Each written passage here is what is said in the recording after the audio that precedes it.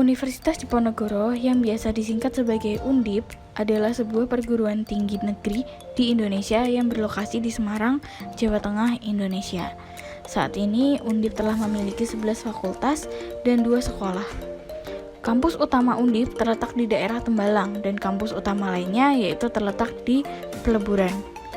Kampus Tembalang merupakan kampus utama Undip yang terletak di Tembalang, Semarang, yang dibangun pada tahun 1980. Semua program studi sarjana dari semua fakultas dan pusat administrasi di Undip berada di kampus Tembalang yang menempati lahan sebesar kurang lebih 180 hektar.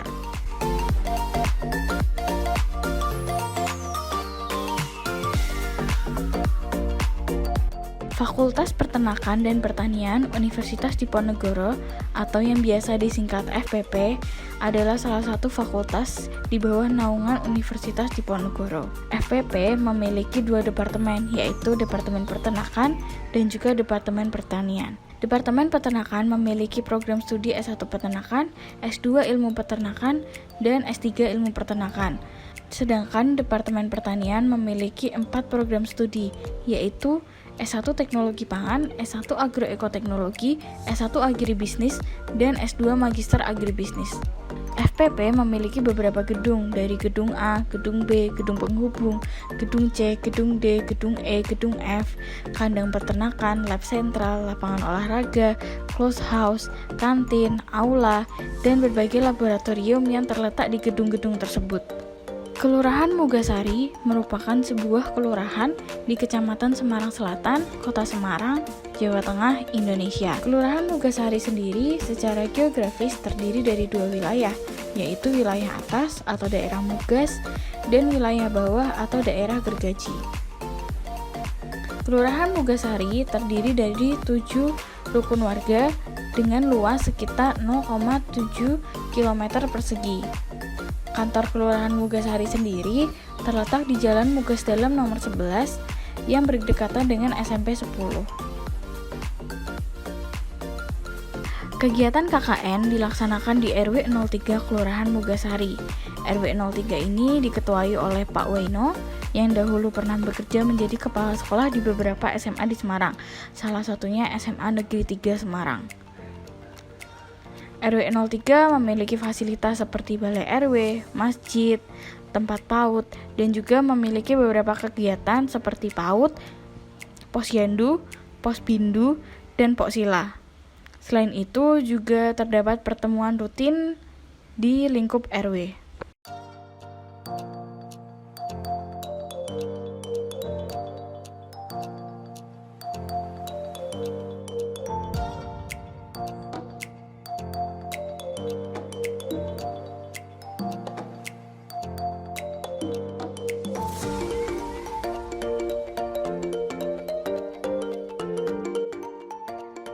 RW 03 juga aktif dalam budidaya tanaman toga seperti jahe, serai, kencur, temulawak, kunyit, dan lain-lain yang ditanam di taman toga di depan RW 3.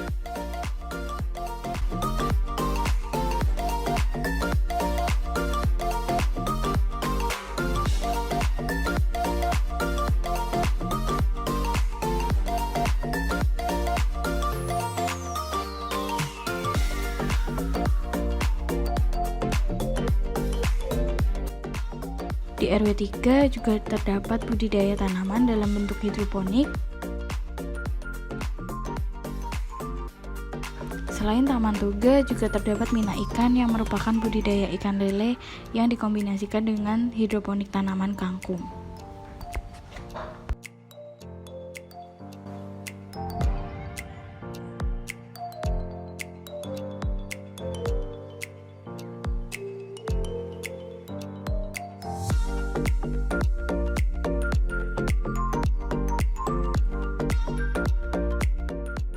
Sekarang kita kembali ke produk water kefir sebagai minuman fungsional probiotik. Nah, water kefir sendiri itu dikenal juga sebagai kristal alga Jepang karena bentuknya itu seperti kristal berwarna putih gitu. Bibitnya sendiri bertekstur seperti agar-agar berukuran 2-15 mm.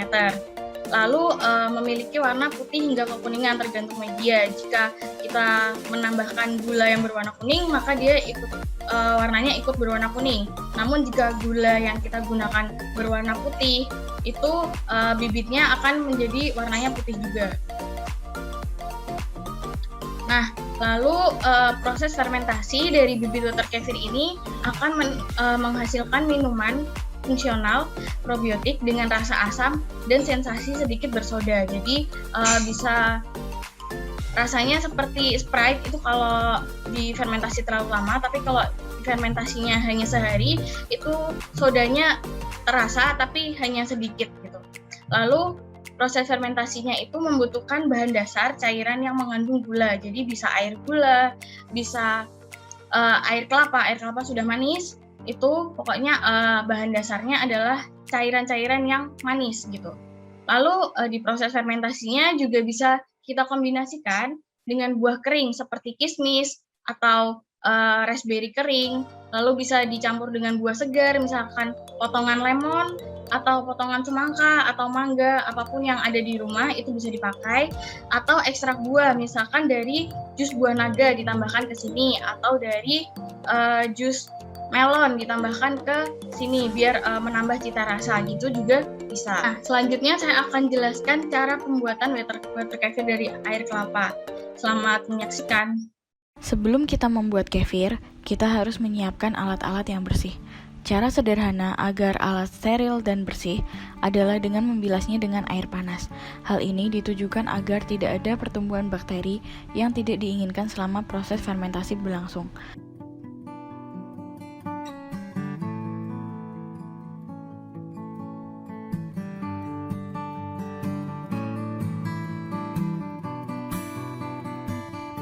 Alat dan bahan yang dibutuhkan dalam pembuatan kefir yaitu yang pertama toples, air kelapa, air mineral atau air demineral, gula, bibit kefir, wadah, saringan, dan sendok. Tahap pertama dalam pembuatan kefir yaitu pasteurisasi air kelapa pada suhu 70 derajat Celcius selama 15 detik untuk membunuh bakteri patogen. Kemudian, tuang air kelapa ke dalam wadah. Tunggu hingga dingin. Lalu, tambahkan 1 sendok teh gula dan aduk hingga larut. Masukkan 2 sendok bibit water kefir.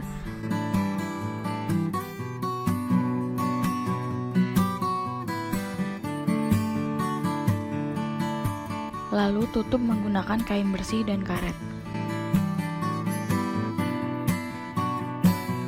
Letakkan wadah tersebut di tempat yang gelap dan biarkan selama 24 jam untuk proses fermentasi.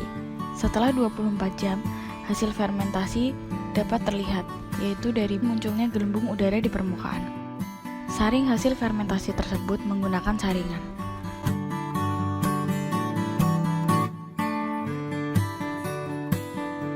Airnya bisa diminum langsung atau disimpan dalam kulkas tidak lebih dari 3 hari.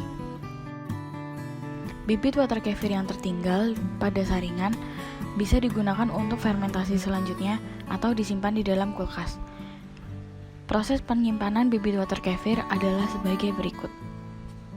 Siapkan 2 sendok gula dan larutkan dalam air. Lalu, masukkan bibit kefir ke dalam botol. Masukkan juga larutan gula yang sudah dibuat dan beri air pada wadah untuk memasukkan sisa gula yang tertinggal. Masukkan kismis sebanyak 3-5 buah. Lalu pasang tutup botol dan simpan di dalam kulkas. Air dan kismis harus diganti seminggu sekali hingga 2 kali. Saat pergantian air hasil saringan bisa diminum. Lalu simpan bibit dengan mengikuti tahapan dari awal. Water kefir memiliki rasa yang asam dan sensasi bersoda yang dapat dilihat dari gelembung-gelembung di sekeliling gelas. Gelembung ini merupakan gas karbon dioksida yang dihasilkan oleh khamir sebagai hasil fermentasinya. Pertanyaan dari Ibu Ari. Nah, untuk konsumsi water kefir atau yogurt disarankan berapa banyak dalam sehari? Coba mungkin Andari dulu bisa dijawab water kefir. Oke, terima kasih Bu Ari atas pertanyaannya. Saya izin menjawab. Jadi untuk konsumsi water kefir sendiri itu bisa 1 gelas, 1 cangkir biasa itu 1 hari, karena di dalam 250 ml itu sudah mengandung jutaan mikroorganisme yang baik bagi tubuh. Jadi ketika kita konsumsi rutin, 1 hari 1 gelas, 1 hari 1 gelas, insya Allah bisa memberikan efek-efek yang baik untuk tubuh kita gitu. Tapi untuk melihat efeknya itu pasti dibutuhkan waktu yang lama gitu. Ini ada water kefirnya di bawah. Kalau ini kan baru tadi malam tak ganti, jadi masukin di kulkas saja. Yang maksimal seminggu. Nanti kalau udah seminggu, kalau mau diminum, ini taruh di suhu ruang sehari. Terus nanti disaring diminum. Kalau nggak mau ya ini diminum aja di gelas seminggu lah maksimal. Jadi kalau udah seminggu bisa diminum, terus airnya bisa dikurangin, terus bibitnya bisa tambahkan air putih.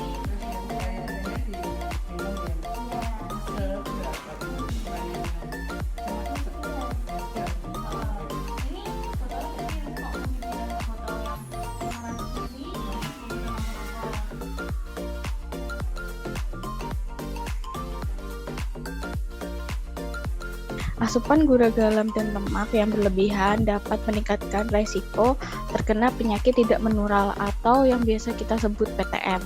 Contohnya yaitu penyakit kardiovaskular atau jantung, diabetes, kanker, dan juga penyakit ginjal.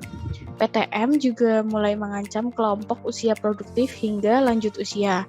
Maka dari itu, kita sangat dianjurkan untuk menerapkan pola hidup sehat sedini mungkin. Salah satunya yaitu dengan memperhatikan asupan gula, garam, dan lemak dari makanan yang masuk ke tubuh kita. Nah, menurut anjuran Permenkes sendiri atau Peraturan Menteri Kesehatan, anjuran konsumsi gula adalah 10% dari total energi atau sekitar 200 kilokalori atau setara dengan 4 sendok makan atau setara dengan 50 gram per orang per hari. Lalu untuk anjuran konsumsi garam sendiri adalah 2000 mg natrium atau setara dengan 1 sendok teh atau setara dengan 5 gram per orang per hari. Lalu untuk konsumsi lemak yaitu 20-25% dari total energi atau sekitar 702 kilokalori atau juga setara dengan 5 sendok makan atau setara dengan 67 gram per orang per hari. Untuk cara pencegahan dari kelebihan gula, yang pertama, konsumsi buah dan sayur sebagai camilan. Kurangi makan makanan dessert yang manis-manis, kue-kue, diganti aja sama buah dan sayur. Lalu yang kedua, kurangi makanan atau minuman dengan kadar gula tinggi, contohnya permen, soda, es krim, coklat, roti, dan lain-lain. Lalu gunakan pemanis buatan seperti ini, saya ambil merek yang ada di supermarket ya, mungkin seperti Tropicana Slim, Equal, lalu Diabetasol, dan lain-lain. Lalu kurangi gula dalam minuman teh atau kopi maupun saat memasak. Jadi sebenarnya teh atau kopi itu sangat bermanfaat bagi kesehatan karena kadar antioksidannya tinggi. Tapi ketika sudah ditambahkan gula, maka khasiat dari teh atau kopi itu sendiri itu sudah menurun karena gula itu kalau berlebihan bisa menyebabkan penyakit. Nah, lalu cara pencegahan dari tingginya konsumsi garam itu ada yang pertama, kurangi makanan dengan kadar garam tinggi, terutama makanan dalam kaleng. Lalu yang kedua, jangan memberi garam atau kecap pada makanan yang telah tersaji. Jadi lebih baik jangan letakkan kecap atau garam di meja gitu ya. Jadi tidak ada yang memasukkan tambahan garam atau kecap lagi. Lalu kurangi konsumsi mie instan karena kandungan natrium dalam mie instan itu udah hampir dalam sekali konsumsi mie instan itu satu bungkus itu sudah hampir memenuhi kebutuhan natrium kita per harinya. Lalu bisa gunakan unsalted butter, itu mentega yang tanpa garam ya, bukan margarin tapi mentega. Mentega yang mereknya Anchor itu kan ada unsalted butter, itu juga bagus. Lalu kurangi konsumsi MSG atau monosodium glutamat. Sebagai gantinya kita bisa gunakan penguat rasa yang berasal dari bahan alami, yaitu bawang, kunyit, dan lain-lain. Jadi jangan males ya buat mengupas bawang, mengupas kunyit, jahe, dan lain-lain, karena itu yang alami itu lebih baik daripada kita menggunakan yang bubuk atau menggunakan penguat rasa sintetis. Nah, untuk cara pencegahan sendiri, yang pertama, konsumsi makanan yang mengandung lemak atau digoreng. Yang kedua, kita lebih baik memasak dengan cara direbus, dikukus, atau dipanggang yang menggunakan minyak sedikit. Lalu kita utamakan untuk memilih hidangan sayur, ikan, dan ayam dibandingkan daging merah. Lalu yang keempat, konsumsi daging tanpa lemak. Jika ada lemaknya ketika kita beli daging, lebih baik lemaknya dipotong dan dibuang saja. Lalu kurangi penggunaan santan, karena santan itu kandungan lemak jahatnya lumayan tinggi. Lalu gunakan minyak zaitun atau minyak jagung. Terus pilih produk susu rendah lemak, dan juga perbanyak lemak jenuh dibandingkan lemak jenuh. Selain program 1 dan 2, tim KKN juga berkontribusi dalam mengikuti lomba hatinya PKK dengan membagikan tanaman bayam Brazil serta pembuatan patok-patok nama tanaman.